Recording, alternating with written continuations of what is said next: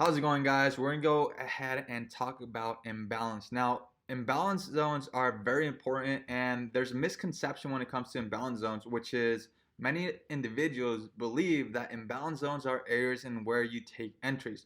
Now, that is completely wrong. These are not areas for entry. These are areas to take in consideration for a potential entry or to take in consideration for a potential take profit. Now, for example, for those that do not know what an imbalance is, as we can see, when market shifts either to the upside or to the downside with lots of momentum, in this case, we see this huge candle come to the upside. All right. So imagine this huge candle going to the upside and it having only buyer pressure. So understand that there has to be both buyer and seller pressure. And in this case right here, where we see this wick right here, this is some selling pressure that market had created.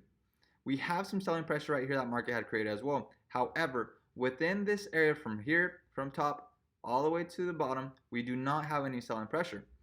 Now we can see how market did end up coming up right here and then had selling pressure. So to an extent, we have some selling pressure in this area.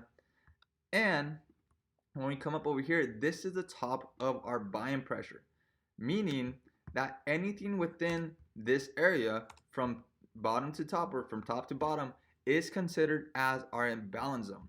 So we can see how this whole area right here, we have only buying pressure. So typically what you want to take in consideration, right? One of the things that I like to take in consideration is going to be the half point of the imbalance zone. Now the way that I see this is if I go ahead and put a fib level from top all the way to bottom, from top from the imbalance zone all the way to the bottom of the imbalance zone, let me just go ahead and mark that up here for you guys. We can see how this is the bottom of the imbalance zone, and then we can also see how this over here is going to be the top imbalance zone.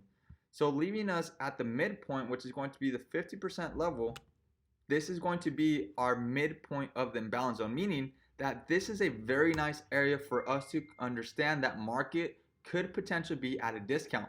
Now, understand this as well. Whenever we are going to groceries or doing shopping, we like to look at discounts. Market tends to do something similar as well. They like to go ahead and go to areas where the market is discounted so that way they can get a better entry and continue with its overall move.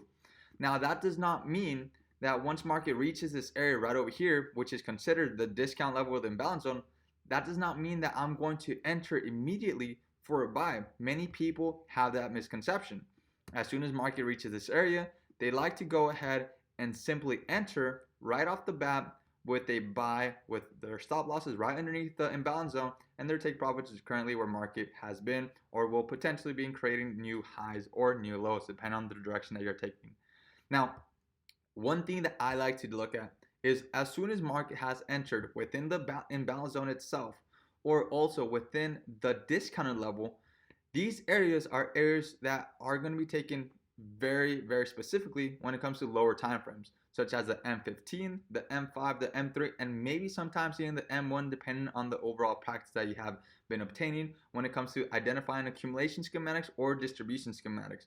Now, if you don't know what accumulation is or a distribution, don't worry. We will be talking about that further on the following videos. So stay tuned because we are going to be uploading daily on this channel, and then also we are going to be uploading daily on the vlog channel. So definitely if you don't follow that channel yet, I highly suggest it to do so because there's going to be some great updates in there as well. Now, moving on, when we go ahead and see this, we typically want to go ahead and identify what we like to see a accumulation schematic. Now, a accumulation schematic is pretty much when you start identifying market creating lows, also considered as potential equal lows, where market is creating some liquidity. Okay, so what I mean by market creating some liquidity is simply market gathering or putting pockets of money down below or above depending the direction that you're taking. Now, once you have seen those pockets of money and you see market take out that pocket of money, in this case we can see how market had a huge push to the downside and then immediately have a reaction to the upside, breaking overall structure, now confirming that market is wanting to do a move to the upside. We're going to patiently wait for the market to come back one more time to test structural levels, or as I like to take in consideration, our overall level, which is going to be the 78.6 level for a potential continuation to the upside. Now right here, now I would be able to take in consideration those buying scenarios.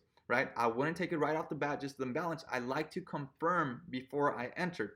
And by us being patient and confirming for that entry, what I'd be able to do is I'd be able to shorten down my stop loss from ideally being 16, 17, 18 pips to now being 9, 8, 7 pips. In this case, we can see the risk to reward change from being a 1 to 3 risk to reward, as we can see, 1 to 3 risk to reward ratio, up all the way up into a 1 to 5 risk to reward ratio, meaning that our risk to reward ratio came a lot better, and even potentially 1 to 6 risk to reward ratio. So doubling the amount of profits by just being a little bit patient. Now, if you guys like these types of videos, let me know down below. Comment, like, and subscribe so that you guys can go ahead and follow more content that's going to be coming down. And as well, let me know what you'd like to see next on the following video. See you guys next time. Have a great one. Bye-bye.